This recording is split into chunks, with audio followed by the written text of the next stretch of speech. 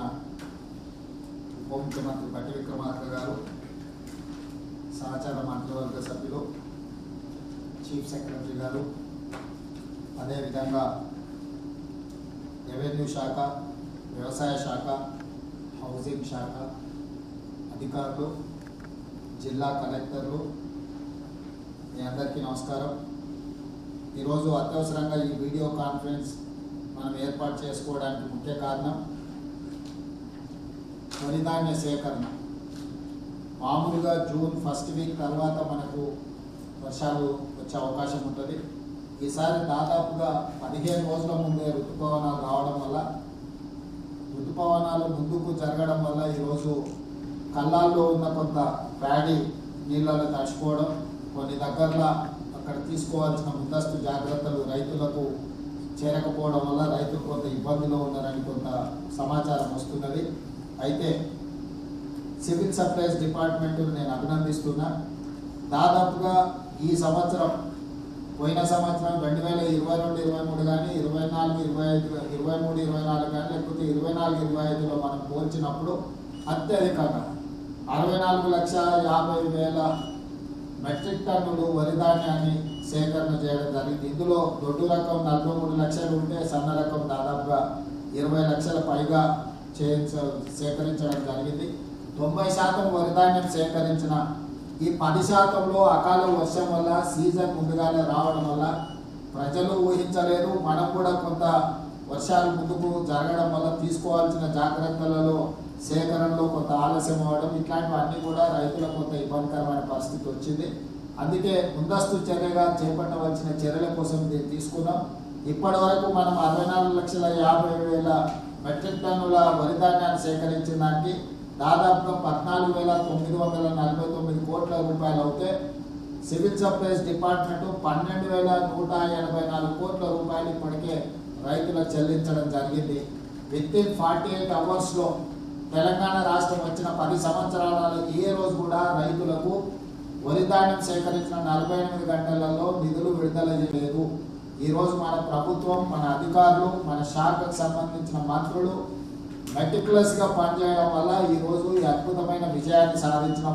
ఇప్పుడు మనం చెల్లించాల్సిన రేట్లు కూడా దాదాపుగా 2,760 కోట్ల రూపాయలు ఉన్నాయి. వాటిని కూడా శాఖ ఇమ్మీడియట్గా చెల్లిస్తుంది. కాబట్టి ఇంత మంచి పని చేసిన దాదాపుగా రైతులు 10,57,000 మంది ఇందులో లబ్ధిదారులు. దాదాపుగా 10,57,000 మంది రైతులలో మనం ఇంత మంచిగా వరి ధాన్యాన్ని సేకరించి, ఎందుకంటే ఎప్పుడు ఏ సీజన్లో కూడా 42-43 లక్షల కంటే, పోయిన సంవత్సరం 42 లక్షలు, అంతకంటే ముందు సంవత్సరం 43 లక్షల మెట్రిక్ టన్నులే వరి ధాన్యం సేకరించడం జరిగింది. ఈసారి మన శాఖ 64,50,000 మెట్రిక్ టన్నులు సేకరించి 12,184 కోట్ల రూపాయలు చెల్లించాం. ఇంత బాగా చేసిన చిన్న చిన్న అక్కడక్కడ చెదురుమదురు సంఘటనలు ఏంటంటే మొత్తం డిపార్ట్మెంటే మీదనే ఒక రకమైన అపోహ కల్పించేటట్టు కొంత ప్రచారం జరుగుతుంది. దీన్ని తక్షణమే మనము అడ్రస్ చేయాల్సిన అవసరం ఉంది. మనం చేసిన మంచి పనిని కూడా చెప్పుకోవాలి. మీరు చేసిన మంచి పనిని చెప్పుకోకపోవడం వల్ల ఏమవుతుందంటే చిన్న చిన్న సంఘటనలే ఎక్కువ ప్రచారంలోకి వస్తాయి. 33 జిల్లాలలో దాదాపుగా మీకు 21 జిల్లాలలో ఎలాంటి సమస్య లేదు. 12 జిల్లాలలో కొంత మేరకు సమస్య ఉంది. అందులో ప్రధానంగా మెదక్ జిల్లా, వనపర్తి, నిర్మల్, ఉమ్మడి నిజామాబాద్లో, ఉమ్మడి ఆదిలాబాద్, ఇక్కడ కొన్ని ప్రాంతాలలో అక్కడక్కడ రైతులు రోడ్డు ఎక్కినట్టు టీవీలలో, పేపర్లలో వార్తలు వస్తున్నాయి. వీటిని తక్షణమే కలెక్టర్లు దాన్ని అడ్రస్ చేసి, అక్కడ కొంత రాజకీయ ప్రేరేపితమైన సంఘటనలు కూడా జరుగుతున్నాయి. అవసరానికి మించి అబద్ధాలతో ప్రచారం చేసి సోషల్ మీడియాలో పెట్టి, ఇంతకుముందు పెద్దలు ఉత్తమ్ కుమార్ రెడ్డి గారు చెప్పినట్టు రైతు అక్కడికి ఆరోగ్యం బాగలేకొచ్చి చనిపోతే కూడా అదేదో ప్యాడీ కొనుగోలు చేయకపోవడం వల్ల, ఆలస్యం వల్ల ఇట్లా జరిగిందని. ఎగ్జాక్ట్గా పోయిన సంవత్సరం ఇదే తారీఖు నాడు లెక్కేస్తే 42 లక్షలు సేకరించారు. అంతకంటే ముందు సేమ్ తారీఖు నాడు చూస్తే 43 లక్షలు సేకరించారు. కానీ మనం 64,50,000 మెట్రిక్ టన్నుల ధాన్యం సేకరించిన అధికారులు కానీ మనము దాన్ని చెప్పుకోవాల్సినంత పాజిటివ్గా చెప్పుకోవడం వల్ల ఇవాళ మన మీద నెగటివ్ వార్తలు వస్తున్నాయి. కాబట్టి నా సూచన అధికారులు, ఎక్కడెక్కడైతే దీంట్లో కొంత ఇష్యూస్ వచ్చినాయో తక్షణమే కలెక్టర్లు క్షేత్రస్థాయిలకు పోవడమే కాకుండా ఆ నెగటివ్ వార్తలకు సంబంధించిన వాస్తవాలను ప్రజలకు చెప్పాలి. ఇప్పుడు ఆ రైతు చనిపోయిండు, ఆరోగ్యం బాగాలేదు, అతనికి ఇబ్బందులు ఉన్నాయి, అతను మెడికల్ రిపోర్ట్స్ రిలీజ్ చేసి అతనికి ఈ సమస్య వల్ల చనిపోయాడు, దీనికి ప్రొక్యూర్మెంట్ కారణం కాదు అని కలెక్టర్ అధికారికంగా నివేదిక రిలీజ్ చేసి మీడియాను పెంచి ప్రజలకు వివరించి చెప్తే వాస్తవాలు ప్రజల దగ్గరికి వెళ్ళడానికి ఉంటుంది. ఒకటి. రెండవది, టార్పాలిన్లు కానీ అన్ని మనం ఏర్పాటు చేసాం. 90% మనము రైతులకు కావలసిన విధంగా ధాన్య సేకరణ చేయకుండా వాళ్ళ ఖాతాలో పైసలు వేసాం. మనం అది చెప్పుకోకపోవడం వల్ల ఒక దగ్గరనో 2 దగ్గరలోనో రైతులకు వచ్చిన చిన్న చిన్న ఇబ్బందులను పత్రికలు పతాక స్థాయిలో రాయడం కానీ లేకపోతే వాళ్ళు విష ప్రచారం చేయడానికి ఉపయోగపడుతుంది. కాబట్టి కలెక్టర్లను నా సూచన ఏంటంటే మీరు ఎప్పటికప్పుడు ఒక బులెటిన్ రిలీజ్ చేయండి. ఈ పోయిన సంవత్సరాన్ని కూడా కంపేర్ చేయండి. బిఫోర్ ఇయర్ కూడా 22-23ని, 23-24ను, 24-25 కంపారిజన్లో ఎవ్రీడే ఒక చిన్న బులెటిన్ మీరు పేపర్ వాళ్ళకి విడుదల చేసి నాకు ఆ జిల్లాలో అంతకుముందు ఎలాంటి పరిస్థితులు ఉండే ఇప్పుడేం పరిస్థితి ఉంది, దాంతో కొంత మన వాళ్ళకు మాట్లాడే వాళ్ళకి అవకాశం ఉంటుంది. మీరు కూడా అఫీషియల్గా ఇప్పుడు కలెక్టర్లు కూడా పిఆర్ఓలు మొత్తం వ్యవస్థ ఉంది. మీరు ఏమి చెప్పకపోవడం వల్ల ఈ తప్పుడు వార్తలు కలెక్టర్లు సరైన విధంగా స్పందిస్తలేరని అనుకునే ప్రమాదం ఉంది. కాబట్టి మీరు ఖచ్చితంగా అఫీషియల్ రికార్డు, మీరు పొలిటికల్ స్టేట్మెంట్స్ ఇవ్వాల్సిన పని లేదు, కానీ అఫీషియల్ డేటా రిలీజ్ చేసి అఫీషియల్గా మీరు కమ్యూనికేట్ చేయాల్సిన అవసరం ఉంది. కాబట్టి ఇట్లాంటి విషయాలు వచ్చినప్పుడు కలెక్టర్లు ప్రోయాక్టివ్గా ఉండాలి. మాకెందుకులే ప్రభుత్వాన్ని విమర్శించడానికి అని మీరు అంటున్నారు అనుకో, ప్రభుత్వమే మీరు కదా, అల్టిమేట్గా మినిస్టర్స్ కాదు కదా. ఎవరైతే జిల్లా కలెక్టర్లు ఉన్నారో వాళ్ళే ప్రభుత్వం. సో ఆ లోకల్గా ఏదైనా నెగటివ్ ఏ వార్త వచ్చినా it is going to reflect on collector career అవచ్చు. సో కలెక్టర్లు అనేవారిని వాళ్ళు ఫైట్ చేయాల్సిందే. స్పష్టంగా మీరు జరుగుతున్న పరిణామాలు ఎక్కడైనా మన వైపు నుంచి మన వైఫల్యం ఉంటే ఎమ్మడే సరిదిద్దుకోవాలి. మన మీద తప్పుడు ప్రచారం జరుగుతుందంటే ఎమ్మడే వివరణ ఇవ్వాలి. మరీ అడ్డగోలు వివరణ చేస్తే అవసరమైతే పోలీస్ కేసు పెట్టండి. మరీ తప్పుడు ప్రచారం, విష ప్రచారం, అబద్ధాలను పూర్తి చేస్తే లోకల్ పోలీసులకు కంప్లైంట్ ఇచ్చి తప్పుడు ప్రచారం చేసినందుకు వాళ్ళ మీద అవసరం అనుకుంటే కేసులు కట్టండి, తప్పలేదు. ఎందుకంటే అడ్డమైన ప్రచారం చేస్తే చూస్తూ ఊరుకోవడానికి ప్రభుత్వం అచేతనంగా లేదు. ప్రభుత్వం యాక్టివ్గా పనిచేయాలి. నేను మళ్ళొకసారి ఈ వరి ధాన్య సేకరణ సివిల్ సప్లైస్ డిపార్ట్మెంట్ను, మినిస్టర్స్ని, కలెక్టర్లని నేను అప్రిషియేట్ చేస్తున్నా. You have done a meticulous job. But end of the day మనం 100% కంక్లూడ్ చేసినప్పుడే ఈ రివార్డ్ అనేది మనకు వస్తుంది. చిన్న చిన్న విషయాలు ఏమైనా ఉంటే తక్షణమే వాటిని పరిష్కరించండి. ఇంకేదైనా విషయాలు ఉంటే చీఫ్ సెక్రటరీ గారు మీకు అందుబాటులో ఉన్నారు, సివిల్ సప్లైస్ కమిషనర్ మీకు అందుబాటులో ఉన్నారు, కన్సర్న్ మినిస్టర్ గారు 24/7 మానిటరింగ్ చేస్తున్నారు, కలెక్టర్లతో కంటిన్యూస్గా వీడియో కాన్ఫరెన్స్ చేస్తున్నారు, సీఎంఓ కూడా ఎప్పుడూ అందుబాటులో ఉంటుంది. కాబట్టి కలెక్టర్లు అందరూ కూడా నా స్టాండింగ్ ఇన్స్ట్రక్షన్స్, ఇందులో ఏ మాత్రం కూడా మనం ఒక నిమిషం కూడా వృధా చేయడానికి వీల్లేదు. ఎవరికి నష్టం జరగకూడదు. ఇంతకుముందు మంత్రి గారు చెప్పినట్టు లోకల్ గోడౌన్స్ను హైర్ చేయండి, ఎక్కడ కావాలంటే అక్కడ మొత్తం ఏర్పాట్లు చేయండి, మిల్లర్స్ కూడా పర్యవేక్షించండి. మిల్లర్స్ ఎక్కడైనా గ్యాంగ్ అప్ అయిపోయి లేకపోతే రైతులకు నష్టం కలిగించే విధంగా ఏదైనా మిల్లర్స్ కూడా ఒకవేళ లోకల్గా రైతులను ఏదైనా ఇబ్బంది కలిగించినంటే ఇమ్మీడియట్గా వాళ్ళ మీద యాక్షన్ తీసుకోండి. No mercy. ఇందులో తప్పులు ఎవరు చేస్తున్నా, కింది అధికారులు చేసినా, మిల్లర్లు చేసినా, దళారులు చేసిన ఎవరిని కూడా మీరు మినహాయించేది లేదు. మీరు స్ట్రింజెంట్ యాక్షన్ తీసుకోండి. Collectors are all empowered to take action against those culprits. So మీకు అందరికీ కూడా నేను క్లియర్గా చెప్తున్నా, ప్యాడీ సేకరణలో అద్భుతం. ఎందుకంటే పోయిన సంవత్సరం కానీ ఈ సంవత్సరం కానీ ఈ రోజే government of India journals publish చేసిన ఇండియాలో నెంబర్ 1 ప్యాడీ ప్రొడ్యూసింగ్ స్టేట్ కింద తెలంగాణ 2,75,00,000 మెట్రిక్ టన్నులు ఈ 2 రాష్ట్రాలు, మన తెలంగాణ రాష్ట్రం నుంచి 2 పంటలలో పండించడం ఈరోజు రిపోర్ట్స్ ఉన్నాయి. నిజంగా ఇది వ్యవసాయ శాఖకు అదేవిధంగా మన సివిల్ సప్లైస్ డిపార్ట్మెంట్ కూడా ఇది ఒక అభినందన. నేను మనస్ఫూర్తిగా ఈ విజయాన్ని సాధించిన మిమ్మల్ని అభినందిస్తూ భవిష్యత్తులో ఇంకా మీరు జాగ్రత్తగా ముందుకు వెళ్ళాలని మీకు సూచన చేస్తున్నా. అదేవిధంగా ఇప్పుడు వ్యవసాయం సంబంధించి ఈ రిలేటెడ్ అంటే ప్యాడీ వరి ఉత్పత్తి కానీ వరి ధాన్య సేకరణ కానీ ఇట్ ఈస్ రిలేటెడ్ టు వ్యవసాయం. ఈరోజు వ్యవసాయంలో మనకు ఎందుకు ఈ సమస్యలు కనిపిస్తున్నాయి? వర్షాలు ముందుగా రావడం వల్ల, సీజన్ ముందుకు జరగడం వల్ల మనం వేసుకుంటున్న ప్రణాళిక, అది ఎరువులు కావచ్చు, ఇథనాలు కావచ్చు, ధాన్య సేకరణ కావచ్చు, సీజన్ అడ్వాన్స్ అవ్వడం వల్ల మన ప్రణాళికలోనే కొంత మనం మార్పులు చేసుకోవాల్సి వచ్చింది. అందుకోసమే ఈరోజు అత్యవసరంగా మనం ఇక టెలికాన్ఫరెన్స్, వీడియో కాన్ఫరెన్స్ పెట్టుకున్నాం. దీంట్లో మీకు కలెక్టర్లు అందరూ కూడా విత్తన నిల్వలు చాలా వరకు ఉన్నాయి. ఎక్కడైనా మీకు లేదు అని అనుకుంటే ఇమ్మీడియట్గా దాని మీద పెట్టాలి. అదేవిధంగా యూరియా కూడా కొంత అంటే చాలా వరకు వచ్చింది. గవర్నమెంట్ ఆఫ్ ఇండియా కూడా కొంత మనకు అందించడంలో ఆలస్యం చేసి తక్షణమే గవర్నమెంట్ ఆఫ్ ఇండియాలో కూడా మనం ఇచ్చేస్తున్నాం. ఈసారి ఇప్పటికే వర్షపాతం 29 అధిక శాతం, 29% హైయెస్ట్ రెయిన్ఫాల్ ఉన్నది మనకు. నార్మల్గా ఈ టైంలో ఉండాల్సిన దానికంటే 29% అత్యధికంగా వర్షపాతం ఉంది. సీజన్ కూడా ముందుకు జరగడం వల్ల మన ప్రణాళికలలో కూడా కొంత మనము సర్దిద్దుకోవాల్సిన అవసరం ఉంది. అదేవిధంగా ఎరువులు విత్తనాలు రెడీగా ఉన్నాయి. ఇంకెక్కడైనా తక్కువ మీ ఇండియన్ పోయిన సంవత్సరం మీకు ఏమేమి విత్తనాలు వాడిరు, ఎంత క్వాంటిటీ ఉన్నది, ఇప్పుడు స్టాక్స్ ఏమున్నాయి, బఫర్ స్టాక్ ఉందా లేదా మీరు వెరిఫై చేసుకొని ఇమ్మీడియట్గా వ్యవసాయ శాఖతో మీరు కనెక్ట్ అయ్యి మీకు కావాల్సిన ఇండెంట్ మొత్తం ఇవ్వండి. అదేవిధంగా యూరియా కానీ ఇతర ఫర్టిలైజర్స్ కూడా బ్లాక్ మార్కెటింగ్ జరగకుండా ఎక్కడైనా స్టాక్స్ ఎవరైనా మిస్యూజ్ చేసినా కూడా ఇమ్మీడియట్గా వాళ్ళ మీద కూడా దృష్టి పెట్టండి. మీ రిక్వైర్మెంట్ మీ before last year comparison table తీసుకోండి. కొంత ఎక్సెస్ ఉంటుంది, ఎందుకంటే మనం పంట ఉత్పత్తి పెరుగుతుందంటే దాని అర్థం వ్యవసాయం పెరిగిందంటే మీకు విత్తనాలు కానీ ఎరువులు కానీ మీ అవసరానికి మించి కొంచెం ఇండెంట్ పెరుగుతుంది. కాబట్టి కలెక్టర్లు, వ్యవసాయ శాఖకు సంబంధించిన అధికారులు, మండల స్థాయి అధికారులతో సహా ప్రతి మండలంలో మీ దగ్గర ఉన్న రిక్వైర్మెంట్ ఏంటి, ఏం పంటలు వేయబోతున్నారు అనే దాని మీద కూడా మీ దగ్గర ఒక యాక్షన్ ప్లాన్ ఉండాలి. మీరు ఇమ్మీడియట్గా మండల స్థాయి వ్యవసాయ అధికారులను కూడా అప్రమత్తం చేయాల్సిన అవసరం ఉంది. అదే క్రమంలో నకిలీ విత్తనాల బెడద కూడా ఎక్కువ ఉంది. మీరు ఎక్కడికక్కడ షాపులలో ర్యాండమ్ చెకింగ్ చేయడం, కలెక్టర్లు కూడా మీరు వెళ్ళండి, విత్తన షాపులకు వెళ్ళి అక్కడ ఉన్న విత్తనాలు తీయండి. సీడ్ను కూడా అవసరం అనుకుంటే మీరు ల్యాబ్లకు పంపించండి. ఇవి నకిలీవా లేకపోతే ఒరిజినలా, లేకపోతే గతంలో ఏమంటారు హ్యాబిచువల్ అఫెండర్స్ ఉంటారు. ఈ హ్యాబిచువల్ అఫెండర్స్ ఏంటంటే ఒక లైసెన్స్ మీద కేసు అయితే రెండో లైసెన్స్ ఇంకో పేరు మీద తీసుకొచ్చి పెడతారు. షాప్ అదే ఉంటుంది, ఇది ఉంటుంది, షాప్ పేరు మారుతుంది. మీరు అట్లాంటి వాళ్ళని చేసి వాళ్ళకు ఒక మామూలుగా హిస్టరీ షీటర్స్ ఎట్లుంటారో, రౌడీ షీటర్స్ ఎట్లుంటారో, ఈ నకిలీ విత్తనాలలో కూడా హ్యాబిచువల్ అఫెండర్స్ మీరు లిస్ట్ అవుట్ చేసుకుని ఒక డేటా కలెక్టర్లు అందరూ కూడా డేటా కలెక్ట్ చేయాలి, డేటా అవైలబుల్ పెట్టాలి. సీజన్ వచ్చినప్పుడు మీరు అవసరమైతే పత్రికా సమావేశాలు పెట్టి ఇలాంటి వాళ్ళు అందరి ఈ యజమానులు, ఈ కేసులు ఉన్న వాళ్ళు మీరు పబ్లిక్ అవేర్నెస్ ప్రోగ్రామ్ కూడా తీసుకోండి. అక్కడక్కడ ఈ విత్తనాలు రెగ్యులర్గా ఉంటే కేసులు కట్టిన వాళ్ళు బస్ స్టాండ్లలో ఫ్లెక్సీలు పెట్టించారు, వాళ్ళ ఫోటోలు పెట్టించి వీళ్ళు నకిలీ విత్తనాలు అమ్ముతారు, వీళ్ళ పట్ల జాగ్రత్తగా ఉండండి అని చెప్పి.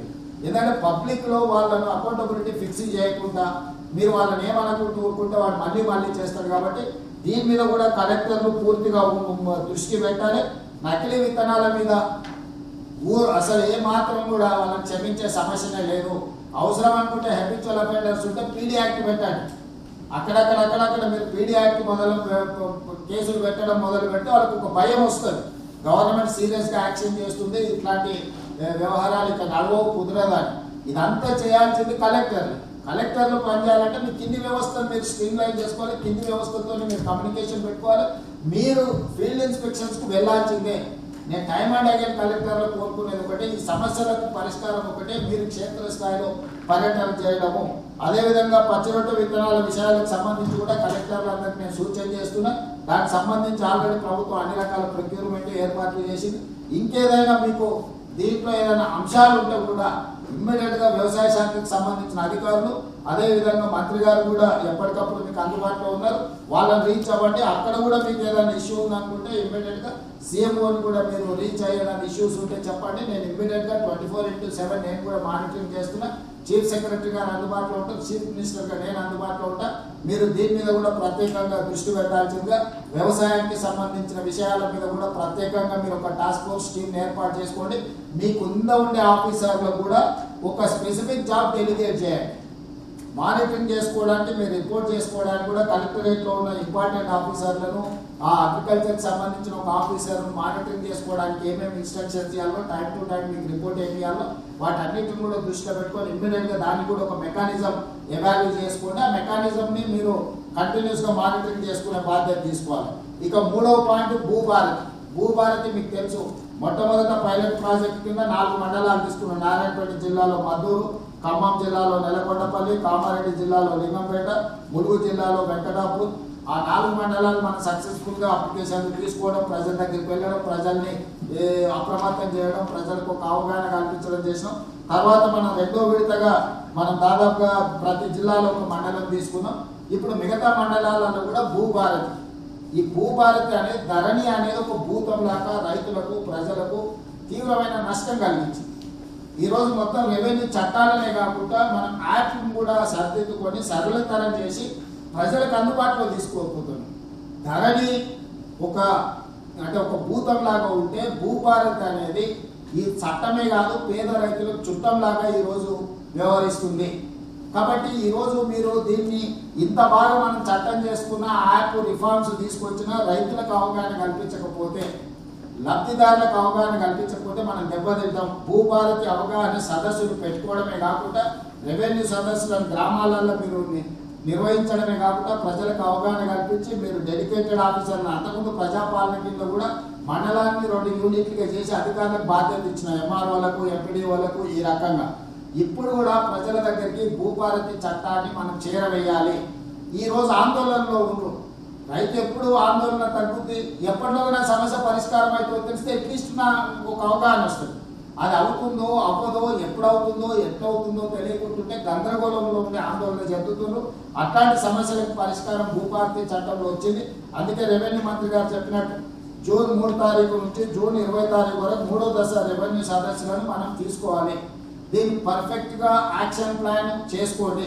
నేను ఉమ్మడి 10 జిల్లాల మా ఇన్ఛార్జ్ మంత్రులకు ఇమ్మీడియట్గా దీని యాక్షన్ ప్లాన్ కలెక్టర్లతో మాట్లాడి మొత్తం ప్రణాళికబద్ధంగా 10 జిల్లాల ఇన్ఛార్జ్ మినిస్టర్లు కూడా మీతో పాటు కూర్చుంటారు. ఈ సమావేశం అయిన తర్వాత మీరు మొత్తం యాక్షన్ ప్లాన్ రెడీ చేసుకొని 3 జూన్ నుంచి 20 జూన్ వరకు ఈ రెవెన్యూ సదస్సులను నిర్వహించుకోవాలి. దీంట్లో మీకు ఏంటంటే మన వ్యవసాయానికి సంబంధించిన సమస్యలు అడ్రస్ చేసుకోవచ్చు.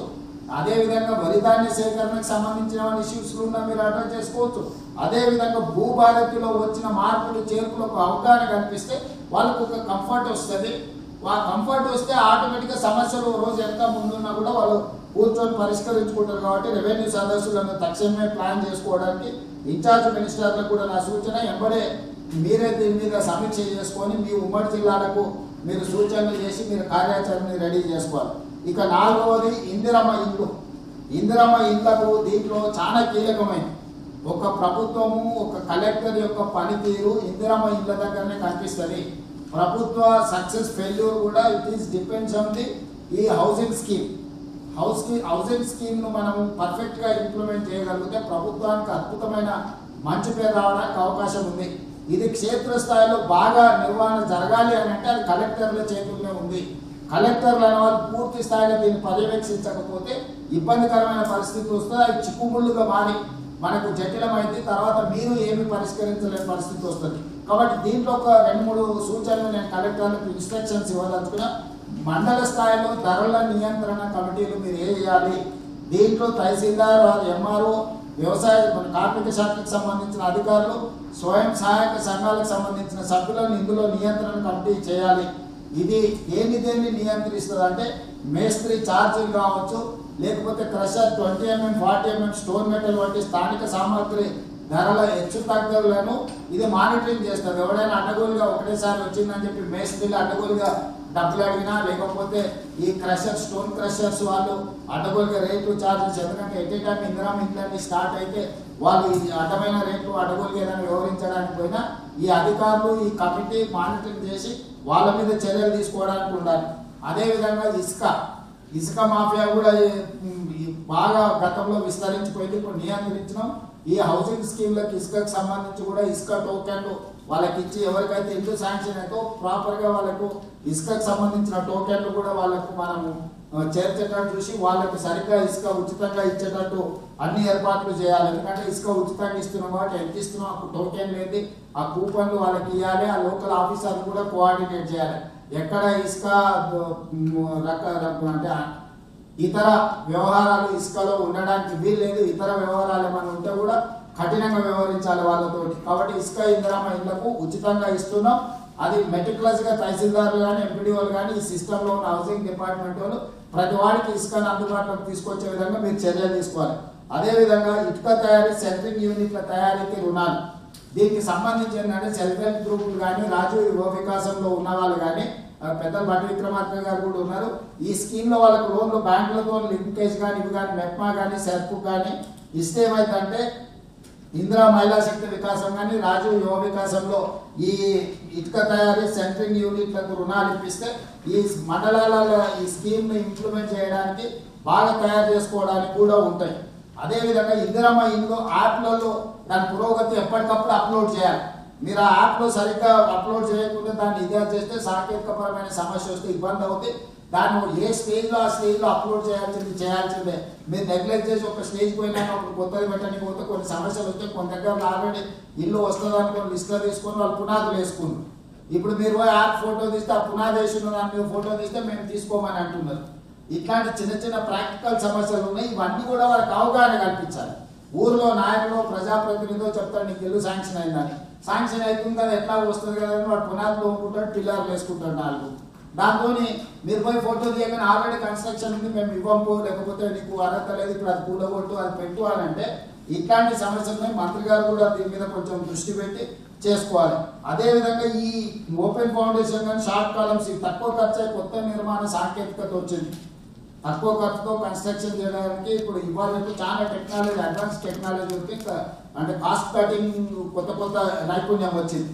అందుకోసమని వాటిని బేస్మెంట్ స్థాయి వరకు పిల్లర్ రూఫింగ్ తక్కువ ఖర్చు వీటి అన్నిటి కూడా కొత్త సాంకేతికత ఏదైనా వచ్చిందో దాన్ని బెనిఫిషియర్స్కు ఒక అవగాహన సదస్సు పెట్టి లేదా మీరు ఊర్లలోకి రెవెన్యూ సదస్సులా వెళ్తారు అక్కడ ఈ పాయింట్ని కూడా ప్రజలకు వివరించండి. ఎందుకంటే లేదు సాంప్రదాయబద్ధమైన చాలా పాతకాలపు ఇది చేసుకుంటే వాళ్ళకి అన్నిటికీ నష్టం ఉంది, కష్టం ఉంది. కాబట్టి కొత్తగా వచ్చిన టెక్నాలజీని మీరు కొంత అడాప్ట్ చేసుకొని ఆ ఇళ్ళ దాంట్లో కూడా మీరు క్లియర్గా ఇచ్చేయండి. అదేవిధంగా మండల కేంద్రంలో మీరు మోడల్ హౌస్లు కట్టారు, మీరు ఖచ్చితంగా లబ్ధిదారులకు విజిట్ పెట్టించేసి వాళ్ళని ఇచ్చేయండి. ఇక్కడ ఇట్లున్నది ఇక్కడ కట్టుకొని వచ్చి చూస్తే సీయింగ్ ఈజ్ బిలీఫ్. అంటే సాంకేతిక నైపుణ్యంతో పాటు క్వాలిటీ కన్స్ట్రక్షన్ చేయడానికి అవకాశం ఉంటుంది. కాబట్టి దయచేసి వాళ్ళందరినీ కూడా కొంత అవగాహన కల్పించడానికి మండలాలలో ఉన్న వాటిని విజిట్ చేసేటట్టు ఏ మండలంలో ఆ మండలంలో బెనిఫిషియర్స్ను లబ్ధిదారులను స్ట్రీమ్ లైన్ చేసి వాళ్ళకి అప్పుడప్పుడు ఎక్కడ సంత జరుగుతుందో సంత జరిగినప్పుడు పెడితే వాళ్ళు సంతకు వచ్చినట్టు ఉంటుంది, ఇది చూసిపోతారు. మీరు సంతలో కూడా ఫ్లెక్సీలు పెట్టడము, అవగాహన కల్పించడము, లేకపోతే మైక్లో అనౌన్స్మెంట్ చేయడము, ఇట్లాంటి చిన్న కొంత అవగాహన కల్పించండి. అక్కడక్కడ ఊర్లలో ఎవరైనా అంటే ఉత్సాహంగా వాళ్ళు ఉంటే ప్రోత్సహించండి, టామ్ వేయించండి, డబ్బు కొట్టించి వాళ్ళ దగ్గర మోడల్ అవుతుంది చూడండి. చిన్న టెక్నిక్స్ మీరు ప్లే చేయండి. మీరు మండల కేంద్రంలో ఎంపీడీఓ ఆఫీస్ ఎంఆర్ఓ ఆఫీస్ దగ్గర ఒక ఫ్లెక్సీ పెట్టండి, పలానా దగ్గర మోడల్ అవుతుంది, మీరు ఇందిరామ ఇల్లు మీరు కట్టుకోవాలనుకుంటే వెళ్ళి అక్కడ చూడండి అంటే ఇల్లు కట్టుకున్న వాడు తప్పకుండా చూస్తాడు, లబ్ధిదారుడు డెఫినెట్గా చూస్తాడు. మీతో చూసినా చూడకపోయినా మనకేం ఇష్యూ ఉండదు. కానీ ఎవరికైతే స్కీమ్ వచ్చిందో వాళ్ళు అక్కడికి వెళ్ళి చూస్తారు. మీరు వాళ్ళని కొంచెం మోటివేట్ చేయండి. మీ అధికారులకు ఏ వీళ్ళకు కూడా చెప్పండి, వీలైనంత మేరకు లబ్ధిదారులను మీరు పంపించేటట్టు చూడండి అని. సో దీంట్లో ఈరోజు మనం ధాన్యం సేకరణ దాంట్లో వచ్చే సమస్యల మీద మాట్లాడినాం. వ్యవసాయము ఈరోజు వర్షాలు బాగున్నాయి, దానికి సంబంధించిన ఎరువులు లేకపోతే విత్తనాలు, నకిలీ విత్తనాలు దానికి సంబంధించి మాట్లాడినాం. అదేవిధంగా భూభారతి రెవెన్యూ సదస్సుల విషయంలో మాట్లాడినాం, ప్రజలకు అవగాహన కల్పించే దాంట్లో మాట్లాడినాం, తారీఖులు నిర్ణయించుకున్నాం. దాని తర్వాత మనం ఇందిరమ్మ ఇళ్లకు సంబంధించి కూడా కలెక్టర్లకి ఉన్న అపోహల్ని లిస్టులు కూడా అన్ని పర్ఫెక్ట్గా చేసుకొని ముందుకు తీసుకెళ్ళాలి. ఇప్పుడు అధికారులతో పాటు ఇన్ఛార్జ్ మినిస్టర్స్ కూడా నా సూచన 29, 30 తారీఖుల్లో మీరు అన్ని మీ జిల్లాల ఇన్ఛార్జీలు ఎక్కడైతే ఉన్నారో మీరు ఖచ్చితంగా క్షేత్రస్థాయిలో 2 రోజులు పర్యటన చేసి మీ ప్రాంతంలో ఈ 4 సమస్యలకు సంబంధించి ధాన్య సేకరణ కావచ్చు, హౌసింగ్ కావచ్చు, వ్యవసాయం కావచ్చు, భూభారతి కావచ్చు, దీనికి సంబంధించి మీరు క్షేత్రస్థాయిలో ఖచ్చితంగా మంత్రులు పర్యటన చేయాల్సిందే. 29, 30 తారీఖుల్లో మీరు ఖచ్చితంగా మీరు ఇన్ఛార్జీలు ఉన్న జిల్లాని 2 రోజులు పర్యటన చేసి కలెక్టర్లతో సమీక్ష చేసుకొని మీరు ఖచ్చితంగా యాక్షన్ ప్లాన్ రెడీ చేసుకోవాల్సిందే. 1వ తారీఖు నాడు ఇన్ఛార్జ్ మినిస్టర్లు అందరూ కూడా వాళ్ళ పర్యటనలో వచ్చిన నివేదికలను నాకు ఇవ్వాల్సిందే. 1వ తారీఖు నాడు సాయంత్రం 4 గంటలకు నేను మీ అందరితో ఇన్ఫార్మల్ మీటింగ్ మీ నివేదికలతో పాటు మీతో కూర్చుంటాను. మీకు ఎదురైన సమస్యలు కానీ వాటిని పరిష్కరించడానికి అవసరమైన ప్రణాళికలను పూర్తి చేసుకుంటూ జూన్ 2 నాడు జిల్లాలలో చేపడుతున్న రాష్ట్ర అవతరణ దినోత్సవ కార్యక్రమాలను కూడా ఏ రకంగా చేసుకుంటున్నారు అనేది నాకు ఇన్ఛార్జ్ మినిస్టర్స్ మ్యాండేట్గా నివేదిక జూన్ 1 నాడు సాయంత్రం 4 గంటలకు తీసుకొని హాజరవుతే సెక్రటేరియట్లో మంత్రులతో ఒక సమీక్ష సమావేశం పెట్టుకుంటాం. ఈ లోపల అందరూ యాక్షన్ ప్లాన్లో దిగాల్సిందే. ఈరోజు ఈ సమావేశంలో మనము మంత్రులు ఏం పని చేయాలి, శాఖలకు సంబంధించిన ప్రిన్సిపల్ సెక్రటరీలు ఏం పని చేయాలి, ఆ శాఖల ప్రిన్సిపల్ సెక్రటరీల చీఫ్ సెక్రటరీ గారు ఎలాంటి ఇన్స్ట్రక్షన్స్ ఇవ్వాలి, ఎలాంటి కోఆర్డినేషన్ చేయాలి నిర్ణయించుకున్నాం. ముఖ్యమంత్రి కార్యాలయానికి సంబంధించిన అధికారులు కూడా 2 జిల్లాలకు ఒక్కొక్క అధికారి ఇన్ఛార్జ్ ఉన్నారు. వాళ్ళందరినీ కూడా కోఆర్డినేట్ చేసుకోవాలి. అదేవిధంగా కలెక్టర్లు క్షేత్రస్థాయిలో పనిచేసేది కలెక్టర్లే. నేను మళ్ళీ చెప్తున్నా, మీ క్షేత్రస్థాయి పర్యటనల మీదనే మీ ప్రోగ్రెస్ని ఎనాలిసిస్ చేస్తాం. రేపు భవిష్యత్తులో మీ పోస్టింగ్లు ఉంటాయి. It is related to your work and your posting.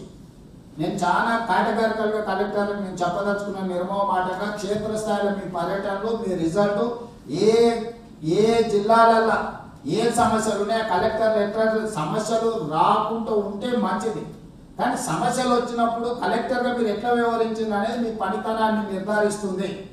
క్రైసిస్ని manage చేసిన వాళ్ళే క్రైసిస్లో లీడర్ ఎమర్జ్ అవుతాడు, క్రైసిస్లోనే ఆఫీసర్ ఎమర్జ్ అవుతాడు. క్రైసిస్ రాకుండా ఉండడం చూసుకోవడం ఒక రకం, కానీ క్రైసిస్ వచ్చినప్పుడు crisis how you are monitoring, how you are addressing that crisis అనే దాని మీద depend your career and your capability depend అయి ఉంటుంది.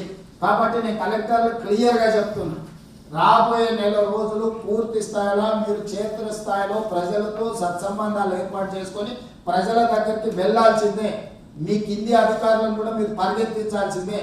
ఎవరికైనా ఏదైనా ఇబ్బంది ఉంటే సిఎస్ గారికి రీచ్ అవ్వండి, రీప్లేస్మెంట్ చేద్దాం. మీకు ఏదైనా కన్స్ట్రెయిన్స్ ఉంది లేకపోతే ఏదైనా లిమిటేషన్స్ ఉంది, if you have any problem, physical problem or other problem or any problem is there, you reach direct your chief secretary and let me know, I will replace.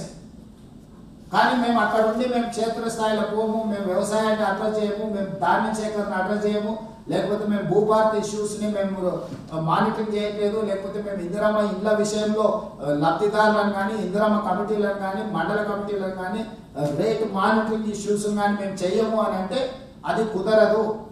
ప్రజలు మన మీద చాలా హై ఎక్స్పెక్టేషన్ ఉన్నది. ఏమి చేయకుంటుంటే ప్రజలు మర్చిపోతారు. 10 ఏళ్ళు డబుల్ బెడ్రూమ్ ఇల్లు ఇవ్వలే, ఎవరు అడగలే. ఇవాళ మీరు 4,50,000 ఇందిరమ్మ ఇల్లు ఇస్తామని బయలుదేరినప్పుడు ఈరోజు ప్రతి వాళ్ళు మన మీద హోప్తో ముందుకు వస్తారు. కొడతామంటే దూరం పోతారు, పెడతామంటే దగ్గరకు వస్తారు. ఇప్పుడు మన ప్రభుత్వం పెడతామంటుంది, ప్రజలు మన దగ్గర ఒక గ్రేట్ హోప్తో వస్తారు. వచ్చినప్పుడు వాళ్ళని కన్సోల్ చేయాలి, వాళ్ళని అడ్రస్ చేయాలి, ఆ ఇష్యూ రిజాల్వ్ చేయాలి. ఇదంతా కూడా మా క్షేత్రస్థాయిలో పిల్లర్స్ కలెక్టర్లు. I'm completely depending on my collectors. I'm expecting result from my collectors. Don't let me down. నేను క్లియర్గా కేటగారికల్గా చెప్తాను, మీ పనితనాన్ని తప్పకుండా ప్రభుత్వం గుర్తిస్తుంది. ఈరోజు కలెక్టర్లకు వేసిన పోస్టింగ్లలో ఎక్కడ కూడా మీరు ఎవరితో రీచ్ కాకుండా డైరెక్ట్గా మిమ్మల్ని గుర్తించి మీరు చేస్తారని మిమ్మల్ని పోస్టింగ్ చేసినాం. నిరూపించుకునే బాధ్యత ఇప్పుడు మీ మీద ఉంది. ఐఏఎస్ కెరీర్లో కలెక్టర్ పోస్ట్ అనేది అత్యంత కీలకమైనది, ప్రతిష్టాత్మకమైనది. ఆ పోస్ట్లో మీరు రాణిస్తే భవిష్యత్తులో మీ కెరీర్ అంతా బాగుంటుంది. ఆ పోస్ట్లో మీరు ఫెయిల్ అయినంటే మీ భవిష్యత్తులో ఎప్పుడు కూడా మీ ఏ ఎలివేషన్ చేయాల్సి వచ్చినా కలెక్టర్ ఎట్లా పర్ఫామ్ చేసిందని రిపోర్ట్ తీసుకుంటారు. కాబట్టి ఈ 4 అత్యంత కీలకం తెలంగాణలో. ప్యాడీ సేకరణ, పంటల సేకరణ కావచ్చు, వ్యవసాయం కావచ్చు, హౌసింగ్ కావచ్చు, భూభారతి ఒక ధరణి ఒక భూతంలాగా ప్రజలను ఇబ్బంది పెట్టింది. అలా భూభారతి ద్వారా సమస్యను పరిష్కరిస్తున్నాం. ఒక హోప్ వచ్చింది, ఇప్పుడు ప్రజలు మన దగ్గరకు వస్తున్నారు. ఆ హోప్ నిలబెట్టుకోవాల్సిన బాధ్యత మన అందరి మీద ఉన్నది. కాబట్టి మీ అందరి అధికారులను కూడా మా ఇన్ఛార్జ్ మినిస్టర్లు, సహచార మినిస్టర్లు అందరూ కూడా నా రిక్వెస్ట్, రాబోయే 3-4 రోజులు కంప్లీట్గా మనం జిల్లాలో తిరగాల్సిందే. 29-30 తారీఖు ఇన్ఛార్జ్ మినిస్టర్లు వాళ్ళ ఏ జిల్లాలకు ఇన్ఛార్జ్ ఉన్నారో వాళ్ళ క్షేత్రస్థాయిలో వెళ్లాల్సిందే, కలెక్టర్లను సమీక్షించాల్సిందే. 1 తారీఖు నాడు నివేదిక ఇవ్వాల్సిందే. 1 తారీఖు నాడు ఇంకేమైనా ఇన్స్ట్రక్షన్స్ ఏమైనా క్లారిటీ ఉన్నా గవర్నమెంట్ వైపు నుంచి ఇస్తాం. అదేవిధంగా 2 తారీఖు నాడు రాష్ట్ర అవతరణ దినోత్సవాలను కూడా ఎక్కడికక్కడ అద్భుతంగా చేయాలి. ఈ అత్యవసరంగా పెట్టిన ఈ సమావేశంలో వచ్చిన ఉప ముఖ్యమంత్రి గారికి, మంత్రులకు, చీఫ్ సెక్రటరీ గారికి, వివిధ శాఖల ప్రిన్సిపల్ సెక్రటరీస్కు, అదేవిధంగా కలెక్టర్లు అందరూ కూడా మనస్ఫూర్తిగా ధన్యవాదాలు చెప్తున్నా. చేయడమే కాదు, చేసింది చెప్పుకోవడం కూడా చాలా కీలకం. మనం చేసింది చెప్పుకోకపోవడం వల్ల ఈ కొంచెం ఏదైతే మిగిలిపోయిందో ఆ బ్యాడ్ పబ్లిసిటీని వాళ్ళు లీడ్ చేస్తున్నారు. Any media then give you some space. ఆ స్పేస్లో మీరు పాజిటివ్ మీరు చేసుకుని చెప్పుకోకపోతే ఆటోమేటిక్గా నెగటివ్ స్టోరీ ఆ ప్లేస్ని తీసుకుంటుంది. కాబట్టి కలెక్టర్లు మీరు చేసింది కూడా చెప్పుకోవడం అనేది మీకు కూడా బాధ్యత. మీరు కూడా మీ ఇన్ఛార్జ్ మినిస్టర్లకు కంటెంట్ పూర్తి చేయండి. మీ జిల్లాలో ఏం చేసిందో వస్తే ఇమ్మీడియట్గా మినిస్టర్స్ కూడా దాని మీద రియాక్ట్ అవుతారు. మీ కన్సర్న్ మినిస్టర్స్ కూడా మీరు ఫీడ్బ్యాక్ ఇవ్వండి ఇమ్మీడియట్గా. పొద్దున్న మీరు ఒక రోజు ముందుగానే లేట్ ఇన్ ద ఈవినింగ్ మీ కన్సర్న్ మినిస్టర్స్కి మీ ఫీడ్బ్యాక్, మీ ఎక్స్పీరియన్స్, మీ వర్క్ ప్రోగ్రెస్ ఇస్తే నెక్స్ట్ డే పొద్దునే కలెక్టర్ మన ఇన్ఛార్జ్ మినిస్టర్స్ వాళ్ళ నోట్ రిలీజ్ చేస్తారు. లేకపోతే వాళ్ళే డైరెక్ట్గా ఎక్కడైనా అవకాశం వచ్చినా మీడియాతో మాట్లాడతారే ఇప్పటివరకు ఇంత సేకరించడం ఇట్లుంది అని. సో ఈ కమ్యూనికేషన్ అనేది పుష్ అండ్ పుల్ ఉండాల్సిందే. డేటా మేము చేస్తానే ఉన్నాం, బాగానే ఉంది, మా సమాచారం మేము ఫైల్లో పెట్టుకున్నాం అని అంటే దానివల్ల ప్రయోజనం ఉండదు, ఆశించిన ఫలితాలు రావు. దయచేసి కలెక్టర్లు అందరూ కూడా చెప్తాం, మీ ఇన్ఛార్జ్ మినిస్టర్తో ఇంటాక్ట్లో ఉండండి. అదేవిధంగా మీ శాఖలకు సంబంధించిన మంత్రులతో మీరు ఇమ్మీడియట్గా ఏ సమాచారం ఉన్నా ఇమ్మీడియట్గా మీరు వారికి సమాచారం చేరవేయండి. ముఖ్యమంత్రి కార్యాలయం కూడా సమాచారం చేరవేయండి. ఎలా అంటే నేను ఇమ్మీడియట్గా అడ్రస్ చేస్తాను. మీరు అందరూ కూడా మనందరం కూడా అలర్ట్గా ఉండాలి. వర్షాలు ముందస్తుగా వచ్చినాయి, మెడికల్ అండ్ హెల్త్ కూడా రాబోయే రోజుల్లో కోవిడ్ కూడా కొంత వచ్చింది అని అంటున్నారు. మెడికల్ అండ్ హెల్త్ వాళ్ళు కూడా అప్రమత్తంగా ఉండాలి. వర్షాలు రాగానే కొంచెం అంటురోగాలు వచ్చే ప్రమాదం ఉంటుంది. దాని మీద కూడా మన వైద్య ఆరోగ్య శాఖ అప్రమత్తంగా ఉండాలి. వాళ్ళు కూడా సమీక్ష చేసుకొని అన్ని దగ్గరలో మందులు అందుబాటులో ఉన్నాయా లేదా, డాక్టర్లు ఉన్నారా లేదా, ఎవరైనా లీవ్ మీద వెళ్ళిరా, వాళ్ళు కూడా ఈ సీజన్ స్టార్ట్ అయినప్పుడు సీజనల్ డిసీజెస్ కొన్ని ఆటోమేటిక్ వస్తాయి ఫాలోడ్ బై రెయిన్ఫాల్. సో వ్యవసాయం రాగానే కొన్ని ముఖ్యంగా ఈ ఆదివాసీ ప్రాంతాలలో అటవీ ప్రాంతాలలో కొన్ని ప్రమాదాలు ఉంటాయి కాబట్టి ఇమ్మీడియట్గా కలెక్టర్ ఆ విషయంలో కూడా అప్రమత్తం కావాలి. అన్ని 15 రోజులు ముందస్తుకు జరిగినాయి. మరి సీజన్ జరిగినప్పుడు మొత్తం రిక్వైర్మెంట్స్ జరిగినప్పుడు కలెక్టర్ కూడా 15 రోజులు ముందస్తు యాక్షన్ ప్లాన్ రెడీ చేసుకోవాలి. దాన్ని మంత్రులు కూడా మోటివేట్ చేసుకుంటూ ముందుకు వెళ్లాల్సిందిగా కోరుకుంటూ ఈ సమావేశంలో పాల్గొన్న వాళ్ళందరికీ మరొకసారి నమస్కారాలు తెలియజేస్తూ సెలవు తీసుకుంటున్నాను. ధన్యవాదాలు.